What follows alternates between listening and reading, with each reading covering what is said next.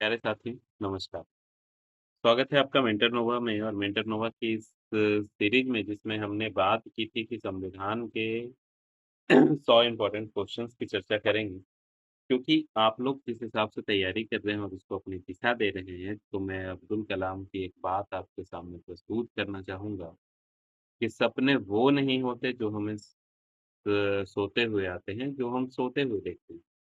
सपने वो होते हैं जो आपको सोने नहीं देते। इसलिए कहा जाता है कि लक्ष्य बड़ा रखो, ताकि मेहनत भी बड़ी ही ठीक है? तो मैं आशुतोष स्वागत करता हूँ आपका संविधान की इस कड़ी में और इसमें सबसे पहला सवाल जो आपके लिए है कि भारतीय संविधान भारतीय संविधान की प्रस्तावना जो है उसे किसने प्रस्तुत किया था?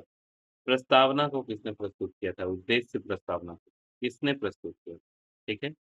इसका जवाब आप कमेंट में देंगे दोस्तों। मैं वीडियो क्लास में या अगले वीडियो में इसका जवाब आपको दूँगा, ठीक है? अब हम लोग देखते हैं कि हमने जो सीरीज़ शुरू की है, भारतीय संविधान, वो सारे एग्ज़ाम्स के लिए इम्पोर्टेंट है। आप जितने भी एग्ज़ाम्स देने जा रहे हैं, तो उन सब के लिए इम्पोर्टेंट है, तो आइए समझते हैं। ये है भारत का राज्य व्यवस्था, भारतीय संविधान, जिसमें हम शुरू करेंगे कि रेगुलेटिंग एक्ट 1773 द्वारा सर्वोच्च न्यायालय की स्थापना सबसे पहले कहाँ की गई थी?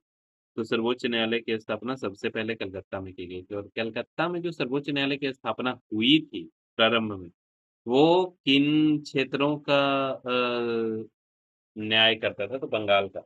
बंगाल के अलावा यदि किसी क्षेत्र का न्याय करना हो या किसी क्षेत्र की याचना को सुनना हो, तो उसके लिए उसको परमिशन लेकर के आना पड़ता था, ठीक है? अब इसमें एक इम्पोर्टेंट सवाल आएगा, जिसको आप लोग याद रखने का प्रयास करेंगे। कि 1773 के रेगुलेटिंग एक्ट के द्वारा जो सुप्रीम कोर्ट की स्थापना हुई थी कलकत्ता में, उसके सबसे प्रथम जज कौन थे? तो sir Elijah Impey, Elijah Impey, Impey, Impey, Elijah Impey. Hindi में देख लीजिए एलिजाह इम्पे, एलिजाह इम्पे, ठीक है? क्लियर है यहाँ तक? आगे बढ़ें।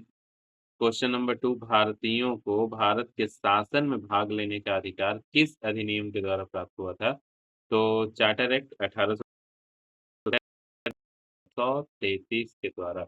मतलब अंग्रेजों द्वारा कितने तरीके के एक्ट चलाए गए थे, वो आप यहाँ देख सकते हैं।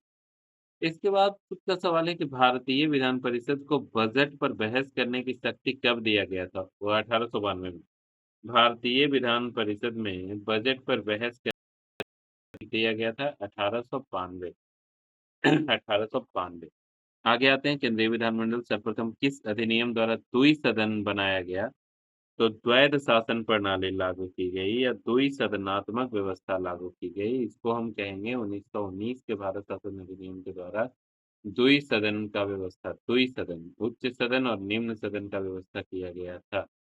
कौन सा सदन? उच्च सदन। दूसरा सदन कौन सा था? निम्न सदन। ये कब किया गया था? 1920 में, ठीक है? क्वेश्चंस को बहुत स्पीडली क्लियर करते चलेंगे। अगला क्वेश्चन है भारत के राष्ट्रपति के अध्यादेश निर्गत करने की शक्ति किस अधिनियम से ली गई है? मतलब अध्यादेश की शक्ति अंग्रेज 1935 का भारत शासन अधिनियम लाया था, उसमें ही लागू कर से लिया गया है अध्यादेश की शक्ति 1935। अध्यादेश की शक्ति 1935 1935 sorry, sorry, sorry, sorry, sorry.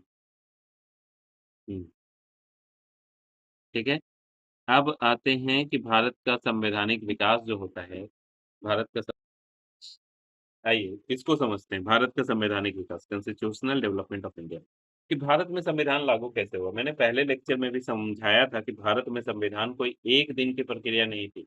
ऐसा नहीं था कि संविधान सभा का गठन कर दिया गया और भारत में संविधान ला दिया। ये जो प्रक्रिया थी ये काफ़ी लंबी प्रक्रिया थी क्योंकि ईस्ट इंडिया के तहत भारत में शासन चला, उसके बाद ब्रिटिश क्राउन के तहत भारत में शासन चला, तो ये 2 प्रकार का शासन कौन-सा था? 2 प्रकार का शासन आइए समझते हैं। इसको बेहतर तरीके से समझने का प्रयास कीजिए। सबसे पहले आप लोग हमें बताइए कि अंग्रेजी ईस्ट इंडिया कंपनी भारत कब आई थी? ईस्ट इंडिया कंपनी भारत कब आई थी? When was East India company came to India? East India company कब आई थी भारत? 1600 ईस्वी में, ठीक है। 1600 ईस्वी में भारत आने के बाद क्या वो भारत पर पूरी तरीके से शासन करना प्रारंभ कर दी? नहीं। वो मसालों का व्यापार भारत के साथ करती थी, मसालों का व्यापार भारत के साथ करती थी। भारत के साथ अच्छा संबंध थे और जब ये भारत आए थे, तो इन्होंने किससे किस मुगल बादशाह से, मैं मुगल बादशाह से बोल दे रहा हूँ कि किस मुगल बादशाह से भारत में भारत में व्यापार करने का फरमान किस मुगल बादशाह से प्राप्त किया था? तो उस समय मुगल बादशाह थे जहांगीर, ठीक है। और कौन था अंग्रेजों की तरफ से, कौन सा व्यक्ति आया था जिसने जहांगीर से भारत में व्यापार करने का फरमान प्राप्त किया? ये आंसर आप देंगे, इसका आंसर मैं नेक्स्ट वीडियो में जरूर अपलोड करूंगा, ठीक है। ये आंसर आप देंगे। अब आइए कि क्या भारत पहले भी इस तरीके के संविधान के लिए रेडी था? क्योंकि भारत में किसका शासन था? भारत में राज व्यवस्था था, राजाओं का शासन था। भारत में मुगल प्रशासन चल रहा था। भारत में छोटे-छोटे शासन, जैसे आप कह लीजिए कि हरिहर और बुक्का ने बीजापुर साम्राज्य का स्थापना कर दिया था। हरिहर और बुक्का ने बीजापुर साम्राज्य का स्थापना कर दिया था। कोलकाता में अपना मुर्शीद कुली खां, अली वर्दी खां, इन लोगों का शासन चल रहा था। बिहार में अलग तरीके से लोग शासन कर रहे थे। तो मुगलों का शासन के साथ-साथ प्रांतीय शासन व्यवस्था भी भारत में बहुत बेहतरीन तरीके से लागू हो चुकी थी। लेकिन ऐसे में ईस्ट इंडिया कंपनी का भारत आना, क्या आपको लगता है कि ये आते के साथ भारत पर शासन करने के योग्य थे? या शासक बनने के योग्य थे? क्योंकि अंग्रेजों के सामने चुनौतियाँ और भी बहुत सारी थी और भारत में संविधान निर्माण से पहले हमको ये समझना पड़ेगा कि अंग्रेजों के साथ में कौन-कौन सी चुनौतियाँ थी। अंग्रेज किस तरीके की चुनौतियों का सामना करके भारतीय शासन में, भारत के शासन व्यवस्था में शामिल हुए थे। तो अंग्रेजों के साथ-साथ भारत में अन्य यूरोपीय कंपनियों का भी आगमन हुआ था। यूरोपीय कंपनी कौन-कौन से आए थे? आइए समझते हैं। तो अंग्रेज थे, फ्रांसीसी थे फ्रांसीसी थे, डच थे, डेनिश थे, पुर्तगाली थे, सॉरी, डच, डेनिश, पुर्तगाली थे। तो इस तरीके के अनेक अंग्रेजी कंपनियाँ क्या होती है कि भारत में, मतलब अनेक यूरोपीय कंपनियाँ भारत में आती है और ये सब व्यापार के लिए ही भारत आते हैं। ये सब व्यापार के लिए ही भारत आते हैं और व्यापार करने के दृष्टिकोण से अगर ये सारी कंपनी भारत आ रही थी, तो इनको व्यापार के अलावा क्या आवश्यकता पड़ गया कि ये शासन के पीछे पड़ गए?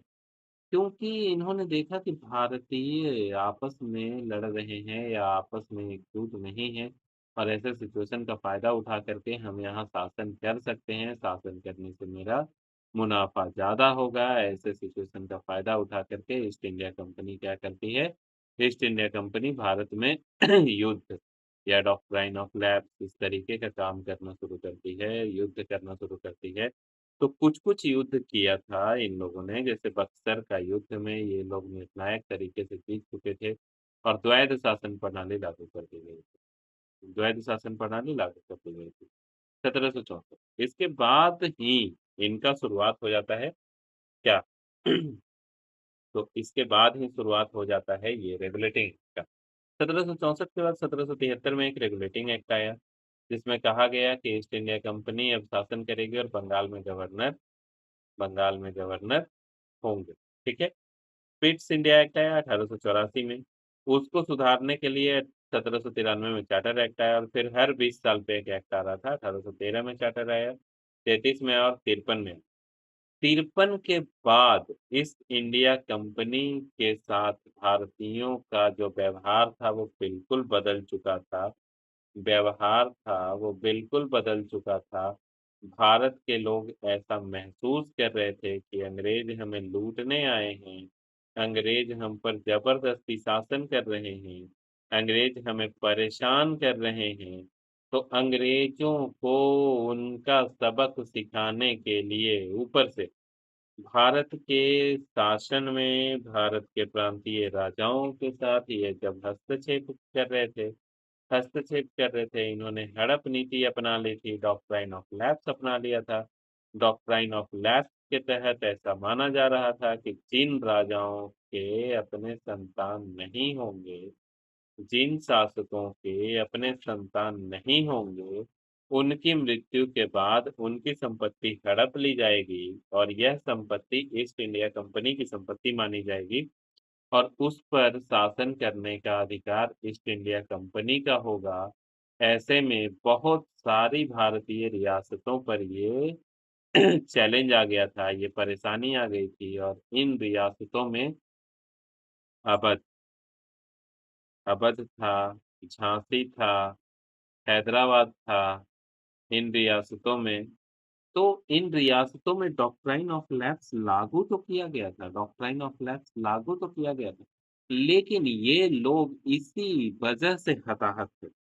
यहाँ के राजा जो थे इसी वजह से हताहत थे, इसी वजह से परेशान थे और इस वजह से परेशान होने के कारण भारतीय शासक चाह रहे थे कि अब हम ब्रिटिश का विरोध करें, का अंग्रेजों का विरोध करें और यह एक बेहतरीन मतलब आप कह सकते हैं कि एक अवसर एक अवसर की तलाश में थे, अवसर, अपॉर्च्युनिटी और ये अवसर देता है भारत का तत्कालीन कार्य जो कि संविधान मतलब धार्मिक दृष्टि से बहुत ही महत्वपूर्ण माना जाता है।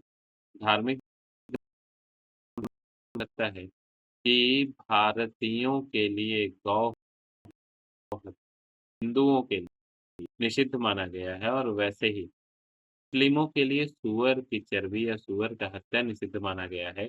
तो ऐसे सिचुएशन में भारत के कुछ मतलब भारत में जो कारतूस मिल रहे थे ना और जो बंदूक अंग्रेज लोग प्रयोग में ला रहे थे और जिन बंदूक के तहत अंग्रेजों का क्या हो रहा था कि वो गोली चलाना पड़ता था, तो गोली चलाने के पहले ये कारतूस मुँह से खींचना पड़ता था, ठीक है?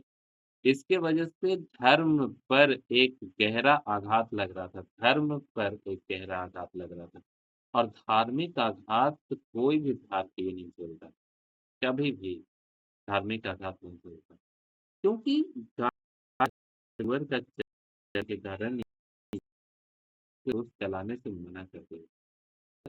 सबसे पहला है मंगल पांडे का, मंगल पांडे का, जो कि 34वीं नेटिव इन्फेंट्री के एक सैनिक थे और मेरठ में मंगल पांडे ने ऐसा किया कि उन्होंने मना कर दिया कि मैं इस कारतूस का प्रयोग नहीं करूंगा।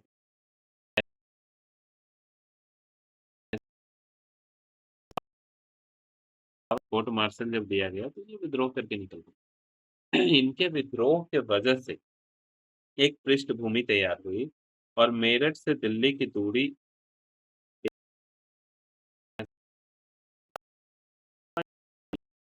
और इनके साथ बहुत सारा विरोध कर रहे थे और ये मुगल के किला पे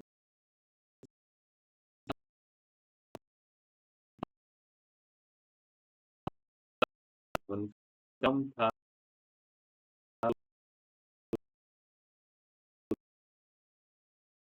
बहादुर शाह जफर, बहादुर शाह जफर कौन थे उस समय अंतिम बादशाह बहादुर शाह जफर। बहादुर शाह जफर को ये लोग अपनी इस क्रांति का नेता बना देते हैं और इस समय ये जो क्रांति थी इसका नाम ठंडी क्रांति और क्यों नेता चुना गया था बहादुर शाह जफर को? कोई इसका जवाब दे सकता है कि क्यों बहादुर शाह जफर को नेता चुना गया था? मैं अभी समझाऊंगा क्यों बहादुर शाह जफर को ही क्रांति का ठीक है। पहला सवाल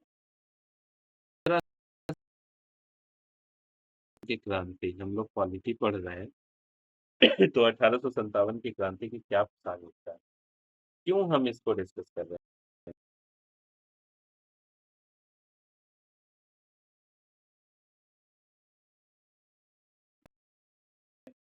इसके बाद जो एक्ट आएगा ना, वो ब्रिटिश क्राउन का एक्ट आएगा।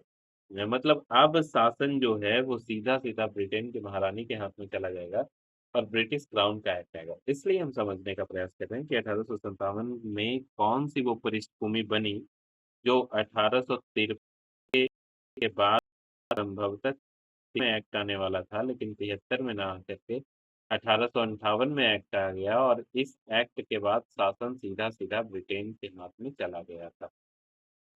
ठीक है? ये पृष्ठभूमि पढ़ो। तो इस पृष्ठभूमि के पीछे कई कारण थे। डॉक्ट्राइन ऑफ दूसरा मेरठ से विद्रोह, सैनिक विद्रोह विद्रोह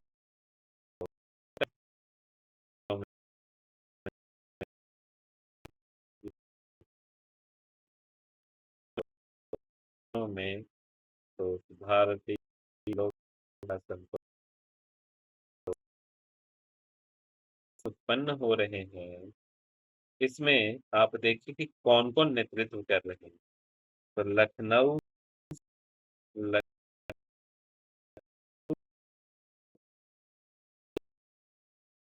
हजरत महल लखनऊ से बेगम हजरत महल, ठीक है? अवध से निजाम, अवध से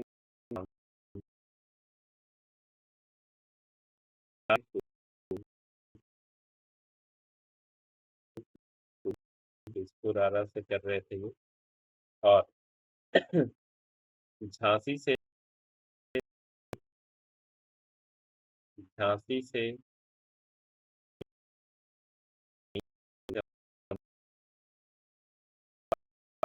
दिल्ली से मूसा जफर, मेरठ से मंगल पांडे।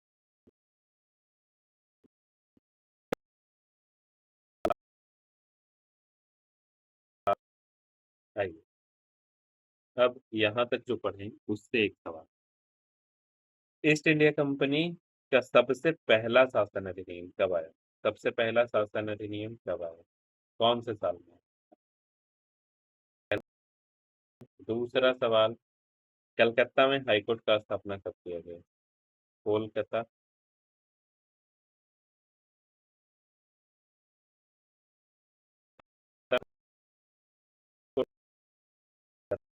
सुप्रीम कोर्ट का स्थापना कब किया गया? ये दोनों सवाल आप सॉल्व करेंगे, उसके बाद हम लोग आगे बढ़ते हैं।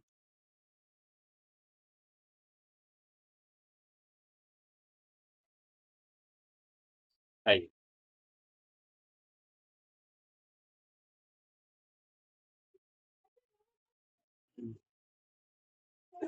सॉरी, आइए समझते हैं। तो ब्रिटिश की क्राउन के अंतर्गत जो गया था उसमें सबसे पहला अधिनियम बना था 1857, क्योंकि 1857 की क्रांति में ऐसा चुनौती दे दिया गया था कि इन लोगों को डर हो गया था कि कहीं भारत में हमारा शासन खत्म हो।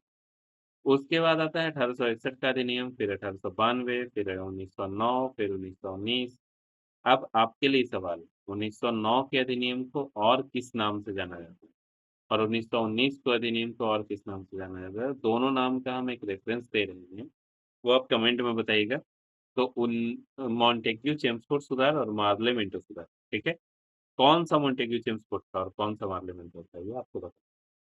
भारत शासन अधिनियम 1935 और स्वतंत्रता अधिनियम 1947, ये इतने अधिनियम बनाए गए। इसके बाद आइए समझते हैं आगे। तो केंद्र में द्वैध शासन प्रणाली कब लागू की गई थी? भारत शासन अधिनियम जब लाया गया तो केंद्र में द्वैध शासन प्रणाली कब लागू की गई? 1935 के अधिनियम में। और ब्रिटिश भारत में किस अधिनियम में संघीय शासन का प्रावधान किया गया था? तो 1935 में। भारत शासन अधिनियम 1919 की समीक्षा करने के लिए वर्ष 1927 में कौन सा कमीशन का गठन किया गया? Simon commission. इसी के लिए नारा देते हुए लाला लाजपत राय की मृत्यु हो जाती है। Simon go back. Lala Lajpat Rai ऐसा नारा देते हैं, Simon go back, Simon go back. क्योंकि क्योंकि इसमें कोई भी भारतीय सदस्य शामिल नहीं थे इसलिए। चलिए आगे बढ़ते हैं, आगे बढ़ते हैं। अखिल भारतीय संघ की स्थापना करने का प्रावधान किस अधिनियम में किया गया था? तो भारतीय शासन अधिनियम 1935, ठीक है? इसके बाद आगे बढ़ते हैं, भारत के संविधान में केंद्र और राज्यों के मध्य किया गया शक्तियों का विभाजन भारत सरकार अधिनियम 1935 पर आधारित है, ठीक है? और एक निर्वाचित संविधान सभा द्वारा भारत के संविधान का निर्माण करने का प्रस्ताव किसके द्वारा दिया गया था? तो क्रिप्स मिशन के द्वारा। कौन सा मिशन भारत के संविधान सभा के निर्माण का प्रस्ताव देता है? क्रिप्स मिशन, क्रिप्स मिशन, ठीक है? भारतीय संविधान का गठन किसके अंतर्गत किया गया था? कैबिनेट मिशन के द्वारा। संविधान सभा का गठन किसके अंतर्गत किया गया था? कैबिनेट मिशन के द्वारा, ठीक है? आगे बढ़ते हैं। कैबिनेट मिशन द्वारा प्रस्तुत योजना के अनुसार संविधान सभा में प्रांतों से प्रतिनिधियों का निर्वाचन के लिए अनुपात कितना रखा गया था? तो 10 लाख की जनसंख्या पर एक प्रतिनिधि, 1/10 लाख, 1/10 लाख, 10 लाख की जनसंख्या पर प्रतिनिधि। ठीक है? और भारतीय संविधान का निर्माण करने वाली संविधान सभा के सदस्यों का चुनाव किसके द्वारा किया गया था? तो विभिन्न प्रांतों के विधानसभाओं द्वारा, विभिन्न प्रांतों के विधानसभाओं द्वारा किया गया था।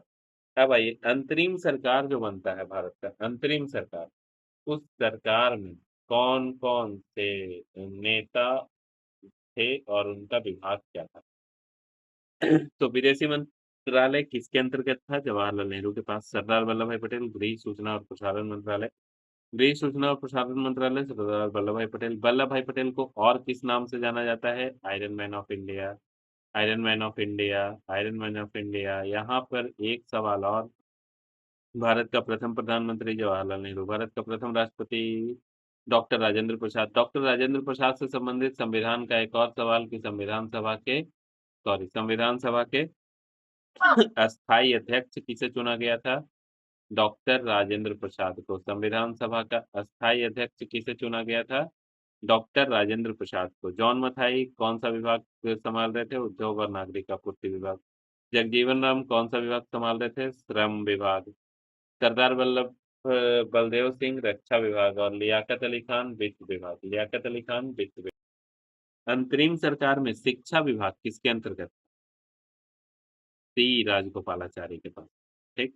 नेक्स्ट हम लोग पढ़ते हैं।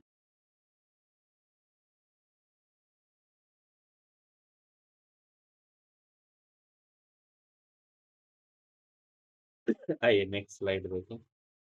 तो नेक्स्ट स्लाइड में भारत की संविधान सभा की पहली बैठक, भारत की संविधान सभा की पहली बैठक कब हुई थी? 9 दिसंबर 1946, 9 दिसंबर 1946, ठीक है। संविधान सभा के प्रारूप समिति का अध्यक्ष कौन थे? Doctor B R Ambedkar. और इन्होंने ही प्रारूप तैयार किया था। ड्राफ्टिंग कमेटी के अध्यक्ष थे डॉक्टर बी आर अम्बेडकर, और डॉक्टर बी आर अम्बेडकर ने ही संविधान को ड्राफ्ट किया था। अस्थायी अध्यक्ष अभी बताया मैंने, डॉक्टर राजेंद्र प्रसाद। संविधान सभा में पंडित नेहरू द्वारा उद्देश्य प्रस्ताव, संविधान सभा में पंडित नेहरू ने उद्देश्य प्रस्ताव प्रस्तुत किया था। ये कब किया गया था? 13 दिसंबर 1940। आइए अब डेट्स को कुछ इस तरीके से याद करें या समझें कि कुछ सवाल आपका हल हो जाए। तो सबसे पहले संविधान सभा की पहली बैठक कब हुई? 9 दिसंबर 1946। इसी दिन डॉक्टर सच्चिदानंद सिन्हा को अस्थायी अध्यक्ष चुना गया। अस्थायी अध्यक्ष किसे चुना गया? सच्चिदानंद सिन्हा, सिन्हा, सिन्हा को अस्थायी अध्यक्ष चुना गया 9 दिसंबर 1946 को, ठीक है। लेकिन ये 2 दिन के लिए ही अध्यक्ष थे। पुनः 11 दिसंबर 1900 को डॉक्टर राजेंद्र को अस्थायी बनाया गया। तो सवाल कि डॉक्टर राजेंद्र प्रसाद को अध्यक्ष, जवाब क्या होगा? 11 दिसंबर 1946। और संविधान सभा में उद्देश्य प्रस्ताव, जो संविधान लिखने का हमारा उद्देश्य है, उस कौन करता है? प्रस्तुत करते हैं प्रारूप। और कब करते हैं? 13 दिसंबर 1946 को। नेहरू द्वारा उद्देश्य प्रस्ताव संविधान सभा में कब स्वीकृत किया गया? 13 दिसंबर को ये प्रस्तावित करते हैं, मतलब बोलते हैं। उस पे चर्चाएँ होती है। चर्चा के बाद 22 जनवरी 1947 को उद्देश्य प्रस्ताव, 47 को उद्देश्य प्रस्ताव स्वीकृत किया गया था, जिस दिन राम मंदिर का नवनिर्माण हुआ। भारतीय संविधान के निर्माण काल में संविधान सभा के कुल कितने अधिवेशन हुए? टोटल अधिवेशन 12, 12 बार बैठक हुआ, 12 बार अधिवेशन हुआ, ठीक है? और भारतीय संविधान के निर्माण में संविधान सभा को कितना समय लगा था? तो 2 साल 11 महीने 18 दिन, ठीक है? अब आइए कि भारतीय संविधान 2 साल 11 महीने 18 दिन में 12 बार अधिवेशन हुआ था इनका। तो संविधान सभा के संवैधानिक सलाहकार कौन थे? बी.एन. रॉय, बी.एन. रॉय, ठीक है? सलाहकार थे बी.एन. रॉय, ठीक है? 26 नवंबर 1949 को भारतीय संविधान द्वारा संविधान किसके द्वारा अंगीकृत या अधिनियमित किया गया? संविधान सभा द्वारा। अब एक सवाल आता है कि जन गण मन को राष्ट्रगान के रूप में कब अपनाया गया? 24 जनवरी 1950 को।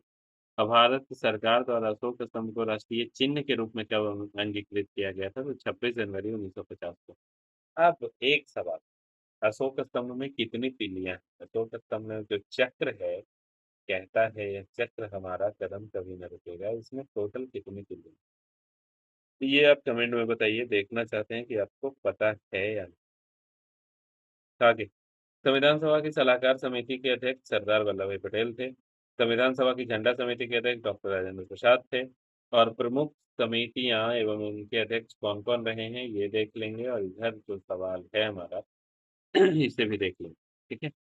तो भारतीय संविधान सभा के वर्तमान राष्ट्रीय ध्वज को कब अपनाया संविधान सभा ने? 22 जुलाई चक्र के साथ इसे कब अपनाया गया? 22 जुलाई 1947 को। प्रथम बैठक में अस्थायी अध्यक्ष किसे चुना गया था? आपको बता चुके हैं, सच्चिदानंद सिन्हा। और संविधान कब अंगीकृत स्वीकृत किया गया? 26 नवंबर 1949 को स्वीकृत किया गया, लेकिन लागू कब किया गया? 26 जनवरी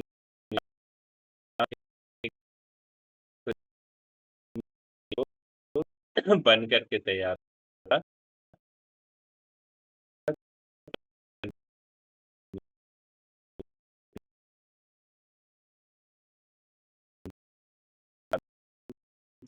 था चालू हो गया, ठीक है? अब हम लोग फिर से आई संविधान सभा, कॉन्स्टिट्यूएंट असेंबली। तो दिसंबर, संविधान सभा 19 दिसंबर 1946 को, ठीक है? ये सारा चीज तो हम पहले ही बता चुके हैं कि 9 दिसंबर 1946 को संविधान सभा की पहली बैठक होती है, और पहली बैठक में सचिदानंद सिन्हा को अस्थायी अध्यक्ष बनाते हैं। फिर 11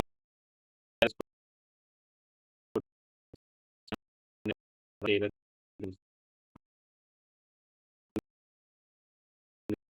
प्रस्तुत कौन करते हैं? पंडित जवाहरलाल नेहरू प्रस्तुत करते हैं, और 22 दिसंबर 1947 को इसे स्वीकार किया जाता है। 26 नवंबर 1949 ये संविधान बन करके तैयार होता है, जिसे अंगीकृत अडॉप्ट किया जाता है, लेकिन लागू किया जाता है 26 जनवरी 1950 को। तो ये सारा सवाल जो डेट पाई जाता है संविधान से, वो आपका यहाँ पे क्लियर होता है। अब आइए कि संविधान बनाने के लिए जो कुछ समितियां बनाई गई थी, उनके अध्यक्ष कौन कौन थे? तो सबसे पहले संघ समिति, संघ शक्ति नेहरू, नेहरू समितियां थी, संघ शक्ति और संघीय संविधान। प्रांतीय संविधान वल्लभ भाई पटेल।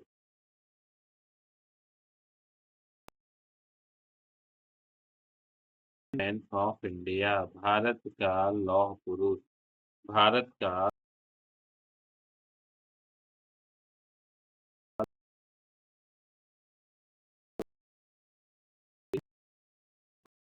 करता है।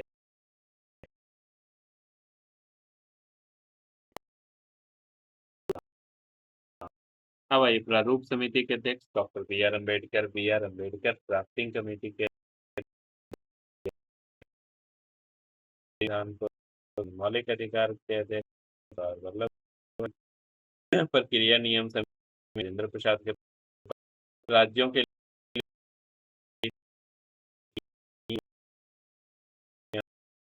संविधान की भाषा, ठीक है? अब आइए भारतीय संविधान सभाओं के कार्यों से संबंधित समिति के अध्यक्ष डी वी मावलंकर थे। तो यहाँ पर एक नोट पॉइंट है कि बी आर अम्बेडकर की अध्यक्षता में संविधान सभा के प्रारूप समिति में 6 अन्य सदस्य, कौन कौन? प्रारूप समिति में कौन कौन सदस्य?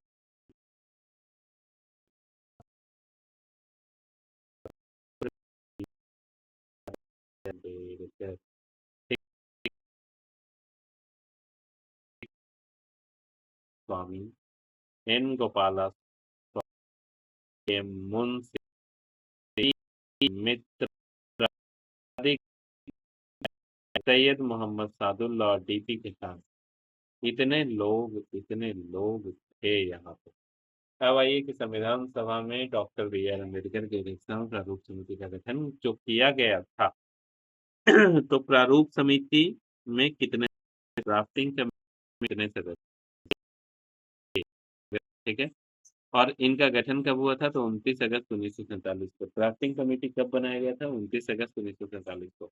और डॉक्टर बी आर अम्बेडकर का संविधान सभा में निर्वाचन किस प्रेसिडेंसी से हुआ था? तो बम्बई प्रेसिडेंसी। भारत का संविधान मूलतः दो भाषाओं हिंदी तथा अंग्रेजी में लिखा गया था और सभी सदस्यों ने दोनों प्रतियों पर हस्ताक्षर किए। ठीक है। अब आते हैं संविधान के विभिन्न प्रावधान और उनके स्रोत। तो यहाँ से हम लोग के पास बहुत सारा मटेरियल है संविधान को लेकर के। तो संविधान के विभिन्न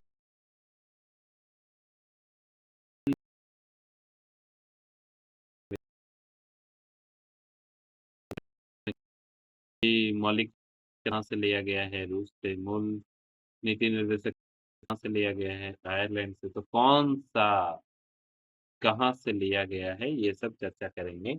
अभी आपके लिए कुछ सवाल कुछ सवाल। पहला सवाल, प्रारूप समिति के पहला सवाल, उद्देश्य प्रस्ताव किसने प्रस्तुत किया? उद्देश्य प्रस्ताव किसने प्रस्तुत किया? ठीक है। दूसरा सवाल, उद्देश्य प्रस्ताव कब प्रस्तुत किया गया? ठीक है। उद्देश्य प्रस्ताव कब प्रस्तुत किया गया? तीसरा सवाल, ड्राफ्टिंग कमेटी के अध्यक्ष कौन थे? Drafting committee. तीसरा,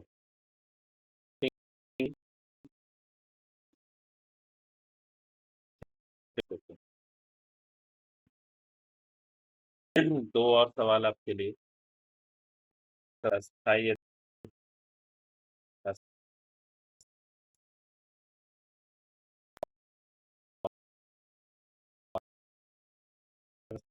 कितने के लिए रहे? कितने दिनों के लिए अस्थायी अध्यक्ष रहे डॉक्टर सच्चिदानंद सिन्हा? ठीक है। इसके बाद एक सवाल और होमवर्क के लिए कि संविधान बनने में कितना समय लगा? संविधान में कितना समय लगा? ठीक है। इन सवालों के जवाब दीजिए और बने रहिए हमारे साथ। बहुत बहुत धन्यवाद आपका। तो इसके बाद चर्चाएं करेंगे और आगे आने वाले टॉपिक कहाँ से संविधान के कौन सा चीज अपनाया गया था, उद्देशिका क्या क्या है, संविधान का उद्देश्य क्या था, संविधान में अनुच्छेद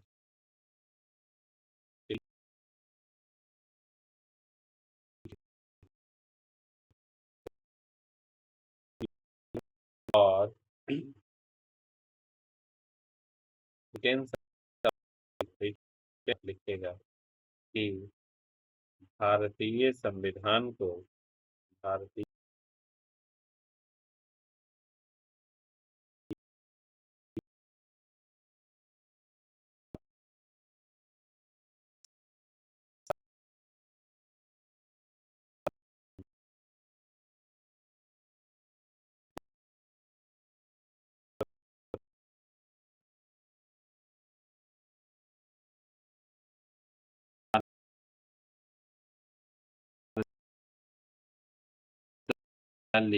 सबसे बड़ा लिखित संविधान होने के बाद भी लंबे समय तक प्रासंगिक है। क्यों?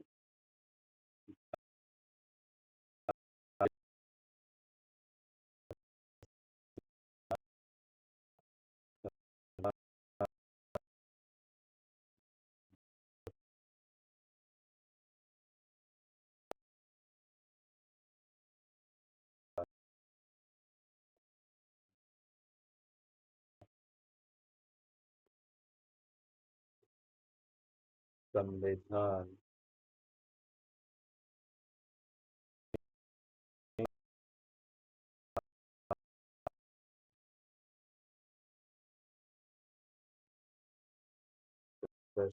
जी, तो कोई नहीं, थोड़ा खराब चल इसको तो ये मेंस का सवाल है, वो के हिसाब से किया जा रहा है, तो आप कुछ बनाएँगे। कमेंट में बताइए, भेज सकते हैं और अगर आप लोगों को नहीं डायरेक्ट या डायरेक्ट आपको बात करना है, डायरेक्ट आपको अगर सवाल भेजना है, तो आप कमेंट में लिखिए, आपको ईमेल आईडी या व्हाट्सएप नंबर दे दिया जाएगा, आप वहाँ पर भेज सकते हैं, मैसेज करके आप direct thank you so much.